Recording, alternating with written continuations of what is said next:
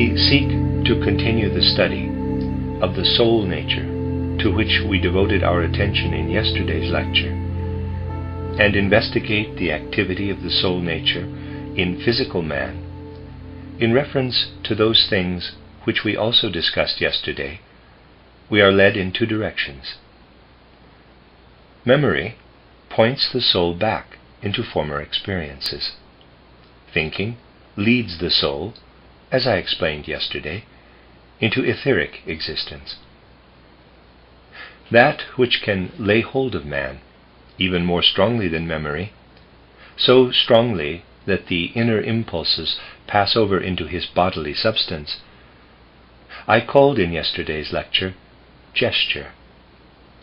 In observing gesture and its nature, we have advanced to the revelation of the soul and spirit in the physical. The whole entrance of man into physical earthly life is a taking possession of the physical by the soul and spirit. And if, to begin with, we limit our considerations to memory, we find that this consists in what we experienced at an early age being carried over into later years. The question now arises, just as memory points back to things in the past course of earthly life, is there anything in human life that points us still further back? Can we look back to that which lies before the entrance of man into earthly life? Here we come to two things, namely, that which man has undergone spiritually and psychically in pre-earthly existence, parenthesis which we will leave to a later consideration, and something else connected with the physical bodily nature, which man as an individual being brings into it.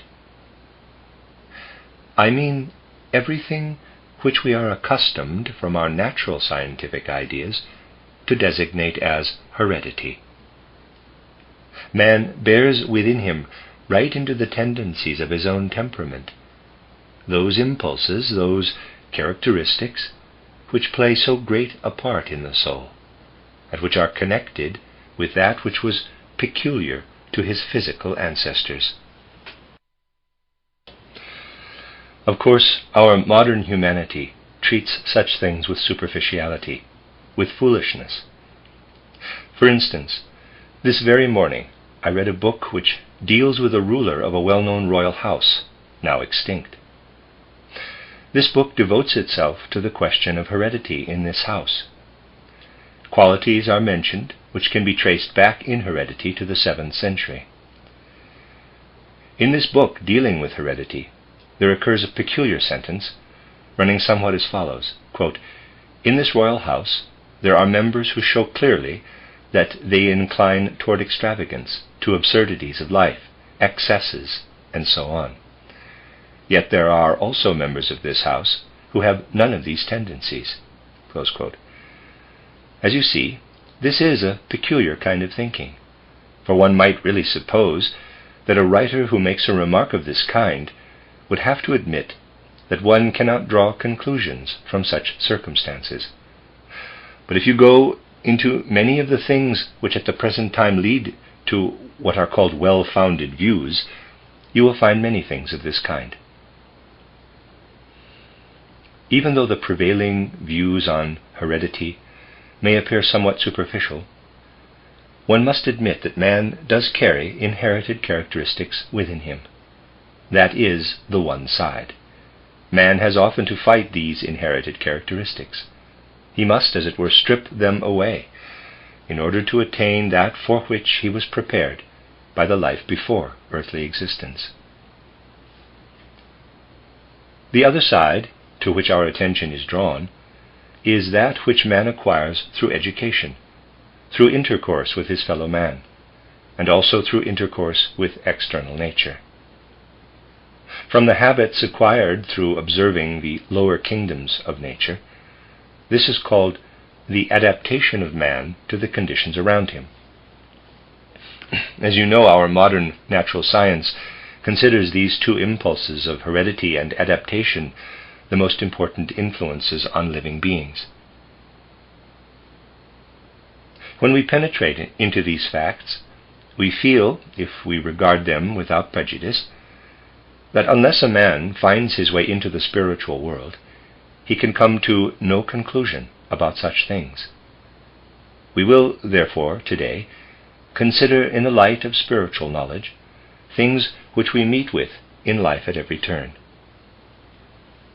For this we must go back to something which has occupied us repeatedly in former studies. We have often had to refer to the exit of the moon from the earthly planet, and have shown that the moon was formerly united with the earth planet, and at a definite point of time left the earth in order to influence it from afar. I have also pointed out that a spiritual cause underlies this exit of the moon. I have told you how once upon a time on the earth there lived superhuman beings who were the first great teachers of humanity, and from whom proceeded what on the basis of our human earthly thought may be designated the primeval wisdom, which is everywhere to be found as an original woof or weft, which is of deep significance and arouses reverence even in the shape of the fragmentary remains which exist today. This wisdom was once the content of the teachings of these great superhuman teachers at the starting point of earthly human evolution. These beings found their way into the moon existence, and are there today united with the moon. They belong to the population of the moon, as it were. Now the point is that when man passes through the gate of death, he travels by a series of stages through the realm of the planetary world which belongs to our earth. We have already considered how after having passed through earthly existence, he enters first into the sphere of activity of the moon, then into the sphere of activity of Venus, Mercury, Sun, and so on. Today it may interest us to learn how he comes into the sphere of the moon activity. I have already indicated how the life of man can be followed with imaginative vision beyond the gate of death, and that which man is as spirit appears after he has laid aside the physical body, which is given over to the elements of the earth, and after he has seen his etheric body taken up by the etheric sphere, which is united with the earth, there still remains the spirit and soul part of man, the ego and the astral body. If with imaginative vision we follow what thus goes through the gate of death, it always presents itself in a form. That is the form which gives actual shape to the physical substance which man carries in himself.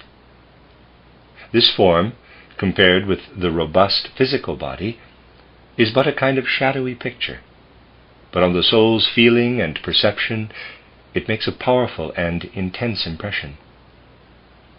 In this form the head of man appears but faintly to the gaze of the soul. The rest of it is robust, and gradually, on the passage between death and rebirth, this form transforms itself into the head of the next incarnation. We must here say something about this form, which can be seen by imaginative vision after a man has gone through the gate of death. It bears a true physiognomical expression. It is, in a sense, a true image of the way in which the man here in his physical earthly life was good or evil. Here in physical earthly life, a man can conceal the fact as to whether good or evil prevails in his soul. But after his death he can no longer conceal this. When, therefore, we look at the spirit form which remains after death, we see that it bears the physiognomical expression of what the man was on earth.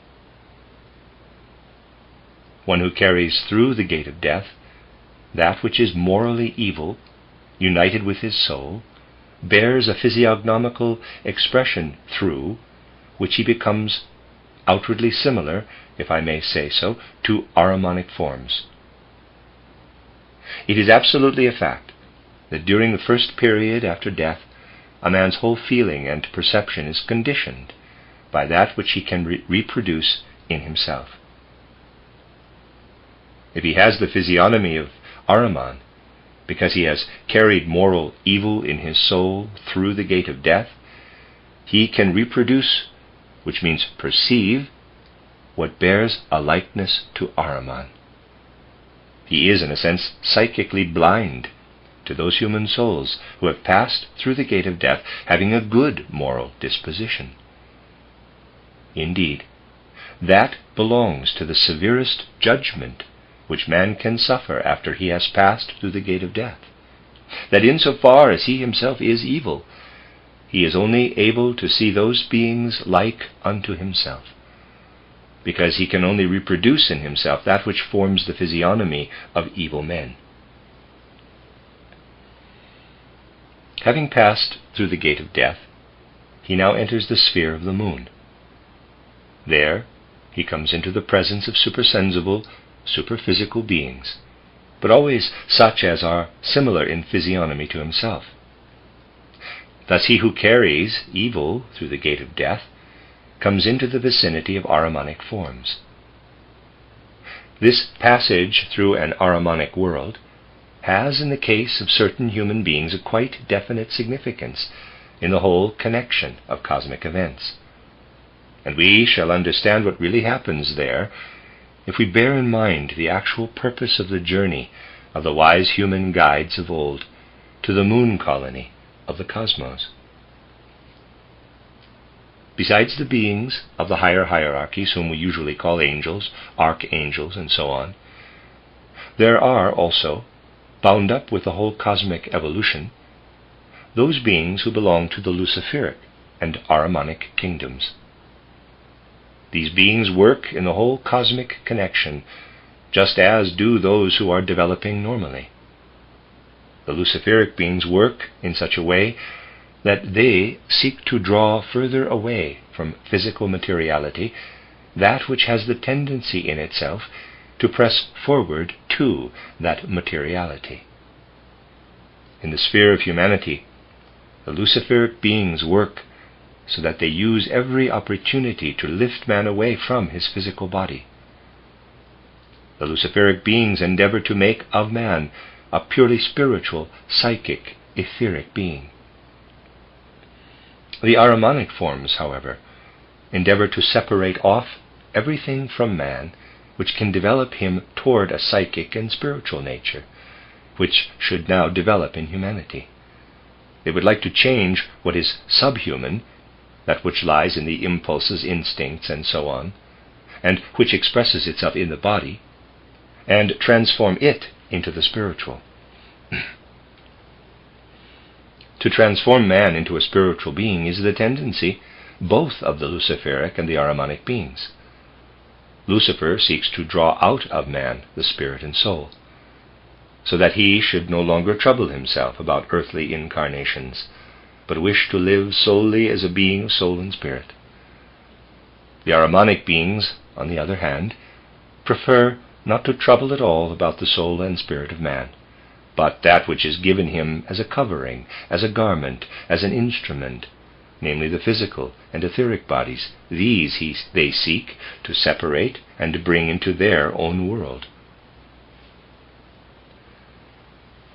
Man is, on the one hand, facing the beings of the normally developing hierarchies, but because he is woven into the whole of existence, he faces also the Luciferic and Ahrimanic forms.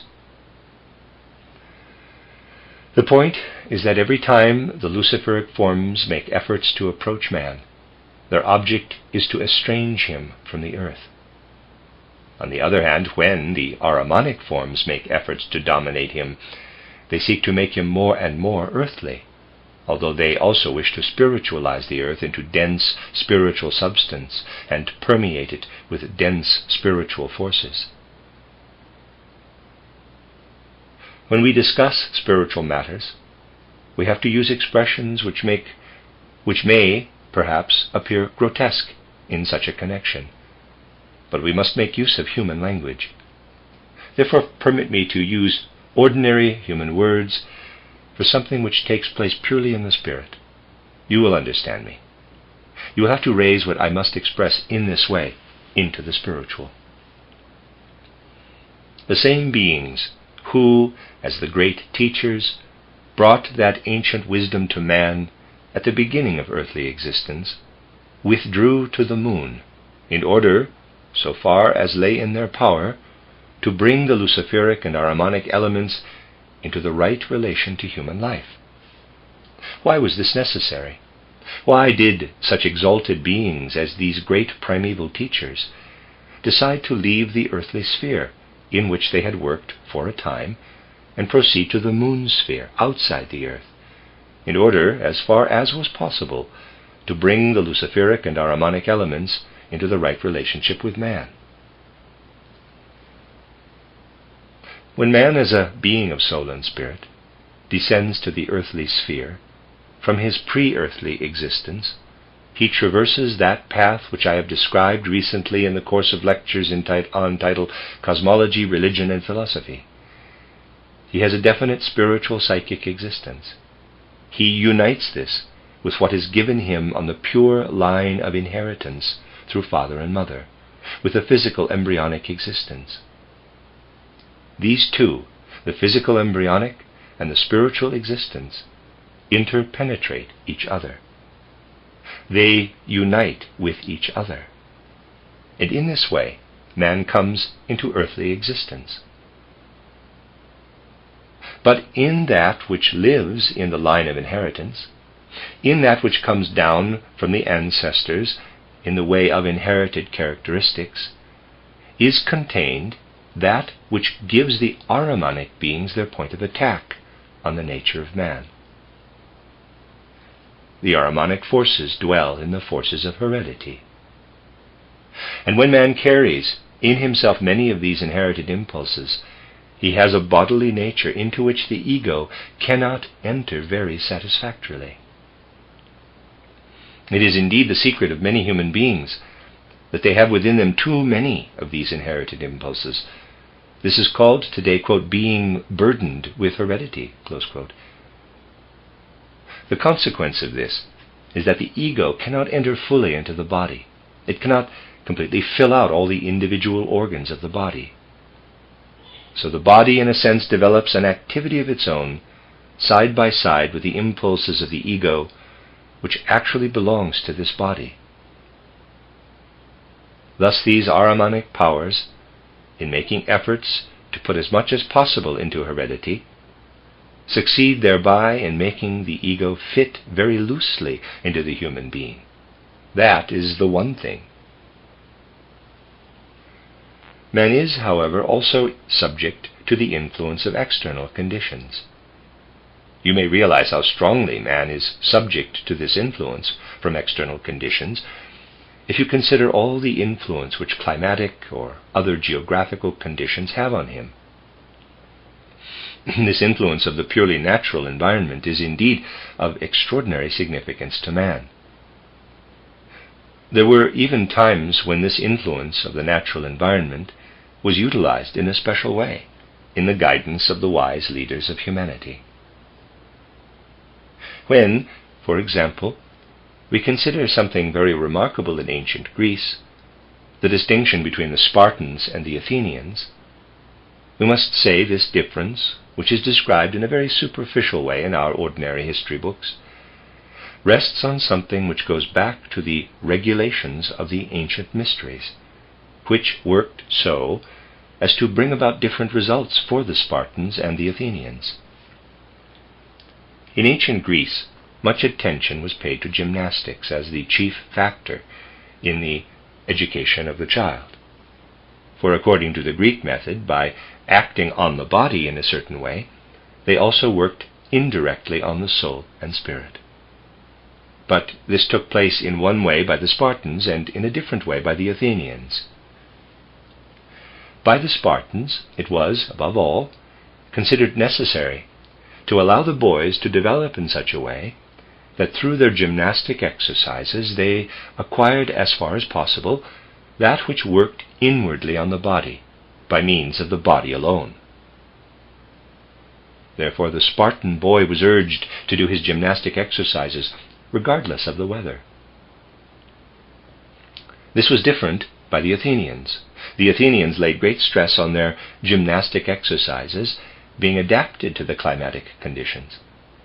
They were very careful to see that the boy carrying out his gymnastic exercises should be exposed to the sunlight in the right way. To the Spartans it was a matter of indifference whether their exercises were performed in rain or sunshine. But the Athenians demanded that the climatic conditions, especially the sun effects, should act as a stimulus to them.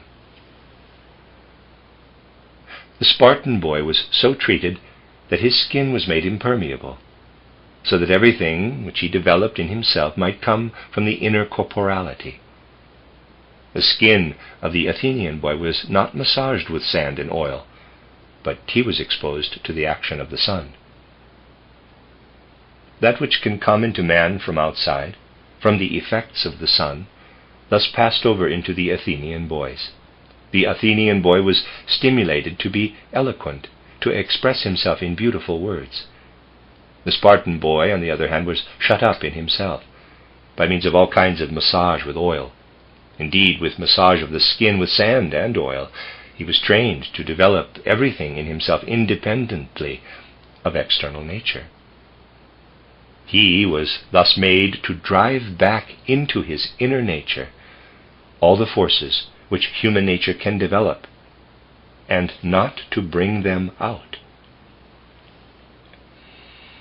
Thus he did not become eloquent like the Athenian boy, but was in this way made to be reticent, to speak very little, to remain quiet. If he said anything, it had to be significant. It had to have content. The Spartan speeches, which were but seldom heard, were noted for the weight of their contents. The Athenian speeches were noted for the beauty of their language. All this was connected with the adaptation of man to his environment by means of a corresponding system of education. You can also see this elsewhere in the relationship brought about between man and his environment. Men from southern regions, on whom the external sun effects work, become rich in gesture. They also become talkative.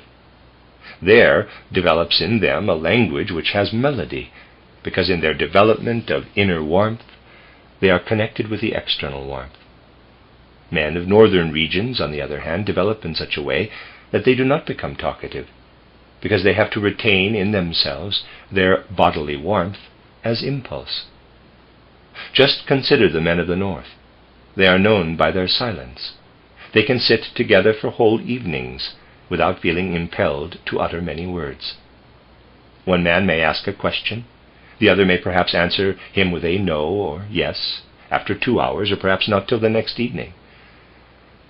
That is connected with the fact that these men of the north are obliged to have within them a stronger urge toward the creation of inner warmth, because warmth does not penetrate into them from outside. Here we have something which may be called the adaptation of man to external conditions of a natural kind. Then observe how all this is active in education and in the general life of soul and spirit. Now, just as the Ahrimanic beings have an essential influence on what lies in heredity, so the Luciferic beings have an essential influence on adaptation. Here they can get at man when he is developing his relationship with the outer world. They entangle the human ego in the outer world, and in so doing they often bring this ego into confusion as regards karma.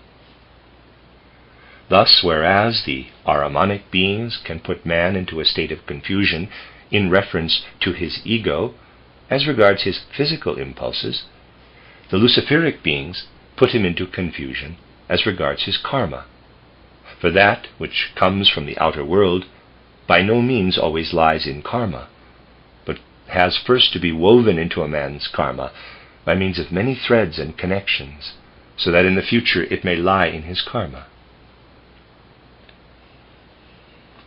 In this way, the Luciferic and the Ahrimanic influences are intimately connected with human life and have to be regulated. They must be regulated in the whole evolution of man. For that reason, it became necessary for these primeval teachers of humanity to leave the earth, on which they could not have undertaken this regulation, because it cannot be undertaken during man's earthly life, and man, when outside his earthly life, is not on the earth. Therefore, these primeval teachers of humanity had to withdraw from the earth, and they pursued their further existence on the moon. Here I am obliged to clothe in human speech something for which one really requires quite other word pictures. After these primeval teachers of humanity had withdrawn to the moon, they had to seek, during their moon existence, for an arrangement with the Ahrimanic and Luciferic powers. Now, the appearance of the Ahrimanic powers would be especially injurious to man in his existence after death if, during that existence, they could exercise their influence on him. For if man goes to the gate of death, carrying the after effects of anything evil in his soul, then, as I have already explained to you, he finds himself entirely in an Ahrimanic environment. Indeed, he even has an Ahrimanic appearance. He himself has an Ahrimanic physiognomy, and he only perceives those human beings who also bear an Ahrimanic physiognomy. They must remain a purely psychic experience of man. If Ahriman could now intervene, if he could now influence the astral body, this would become a force which Ahriman would send into man, which would not only balance itself karmically, but which would relate man closely to the earth and bring him into too strong a connection with the earthly. This is what the Ahrimanic powers are striving for. They desire after death, while man in his spirit form still resembles his earthly shape, gradually to insert themselves into those human beings in whom it is possible so to do, because of the evil impulses which they carry through the gate of death. They wish gradually to permeate this spirit form in as many such beings as possible with their own forces, to draw it down to earthly existence, and to establish an Ahrimanic earth humanity. Therefore, the primeval wise teachers of humanity, who now inhabit the moon, made a contract with the Ahrimanic powers, which had to be entered into by those powers for reasons which I will later explain, according to which they allow the Ahrimanic powers to exercise influence in the fullest sense of the word on the life of man before he descends into earthly existence. Thus, when man, in his descent into earthly existence, again passes through the moon sphere, then, according to the agreement made between the wise primeval teachers of humanity and the Ahrimanic powers, these powers have a definite influence on him. This influence manifests itself in the fact of heredity. As against this, because through the efforts of the wise primeval teachers of humanity, this sphere of heredity has been allotted to them, the Ahrimanic beings renounce what lives in man's evolution after death. In reverse manner, an arrangement was also concluded with the Luciferic beings, by which these beings were only to have an influence on man after he has gone through the gate of death, and not before he descends to earthly existence. Thereby, through the great wise primeval teachers of humanity, there came about a regulating of the influences of the Ahrimanic and Luciferic beings exercised outside the earth. We have already seen, and only need to ponder the matter, when it at once becomes clear that man is brought under the influence of nature through the Ahrimanic beings being able to work on him. Before his descent to the earth, man is exposed to the influences of the impulses of heredity. Through the influences of the Luciferic beings, He is exposed to those impulses which lie in his physical environment, in climate and such like. Also to the impulses which lie in his psychic, spiritual, and social environment through education, and so on. Man thus comes into relationship with his natural environment, and into this environment both the Ahrimanic and the Luciferic influences can work.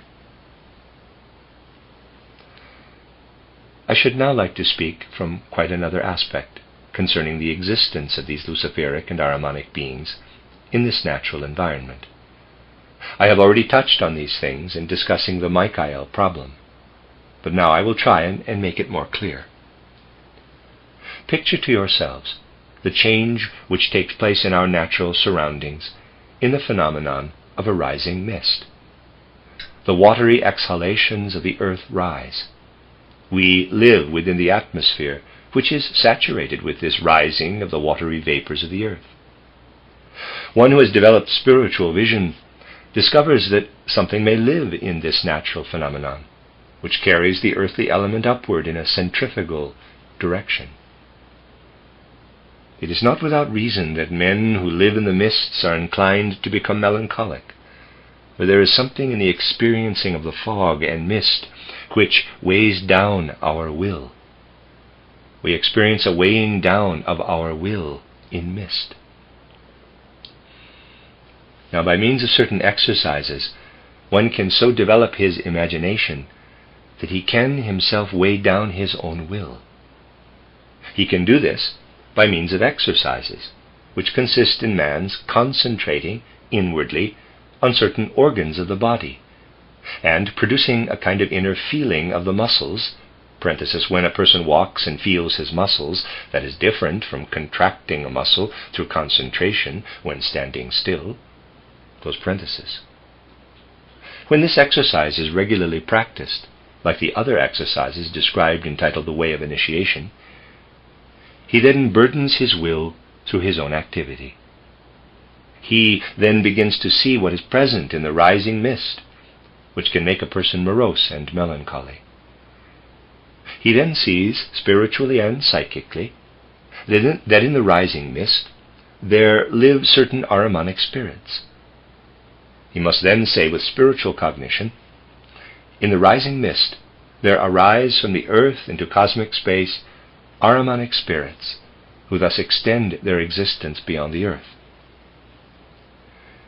It is again different when, as here in the region of the Goetheanum, where the beautiful neighborhood offers so many opportunities, we turn our gaze evening and morning to the sky, and see the clouds upon which rests the sunlight. A few days ago you could see in the late afternoon a kind of red golden sunlight, incorporated in the clouds, which produced the most beautiful forms in a quite wonderful way. The evening of that same day, the moon shone with special intensity. But anywhere you may see the clouds with this illumination spread out over them in a wonderful play of color.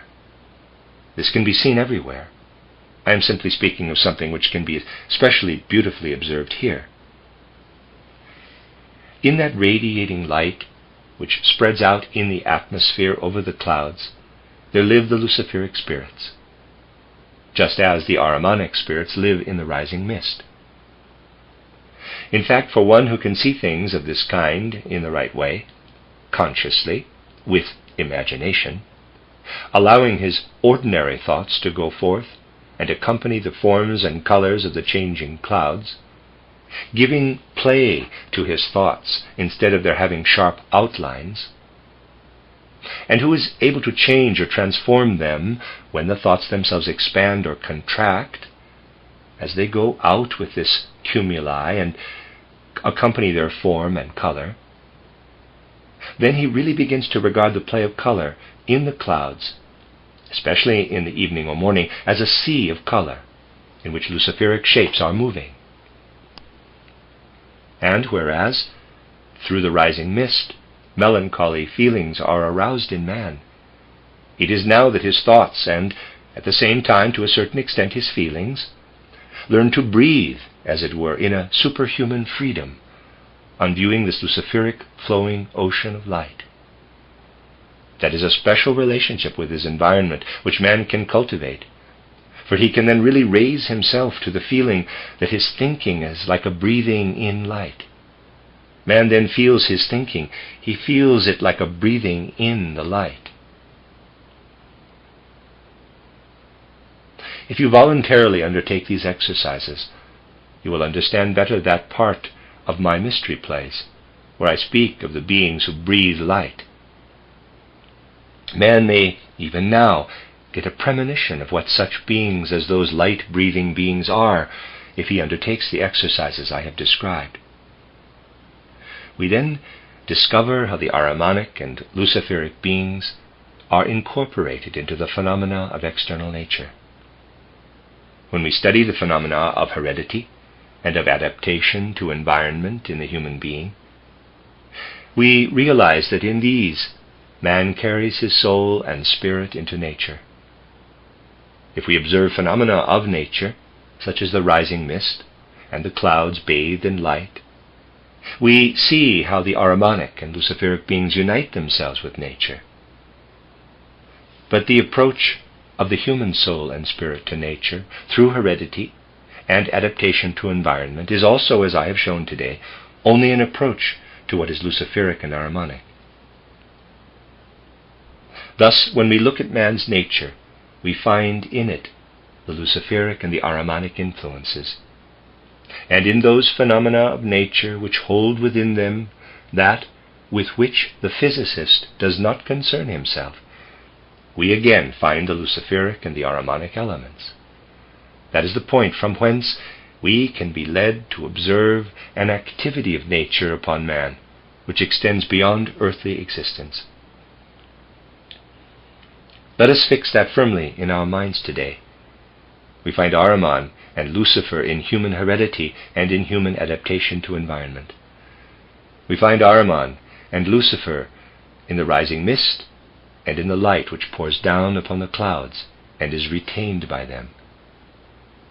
And we find in man a striving to create rhythm and equilibrium between heredity and adaptation to environment. But we also find in nature, outside the striving to create rhythm between the two powers whose existence in nature I have shown, the Luciferic and the Ahrimanic. If you follow the whole process, outside in nature, you have a wonderful drama. Observe the rising mist, and see how therein the Ahrimanic spirits strive outward into cosmic space. The moment the rising mist forms itself into clouds, these beings have to give up their efforts and return again to the earth. In the clouds, the presumptuous striving of Ahriman finds its limits. In the clouds, the mist ceases, and with it the dwelling place of Ahriman. In the cloud, the possibility begins for the light to rest upon the cloud, Lucifer resting on the clouds. Grasp the full significance of this.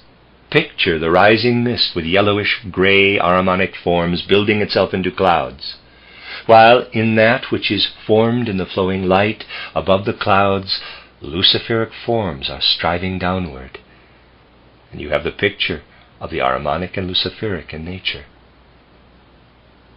You will then understand the times when there was a feeling for what lies on the other side of the threshold, for that which weaves and lives in the bright clouds, for that which weaves and lives in the mist rolling up, so that in those days painters, for instance, were in a quite different position from what they were later. Then color, which to them was of a spiritual essence, took its right place on the canvas.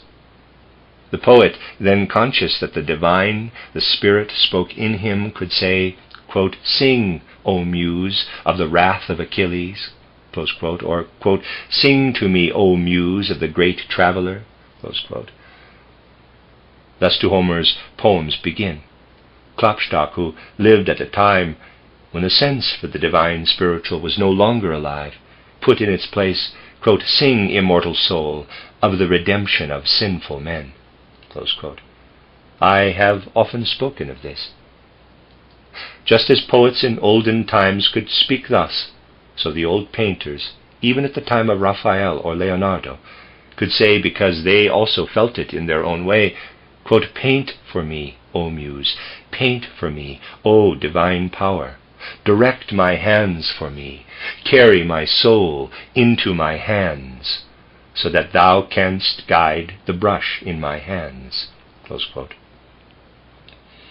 It is really a question of understanding this union of man with the spiritual in all the situations of life, and most of all in the most important ones. So, let us keep this clear, that on the one side, in heredity and in adaptation to environment, we bring the human being to Lucifer and Ahriman, whereas on the other side, in a true understanding of nature, we bring the Luciferic and Ahrimanic elements into external nature. From this viewpoint, we will continue our observations in our next lecture.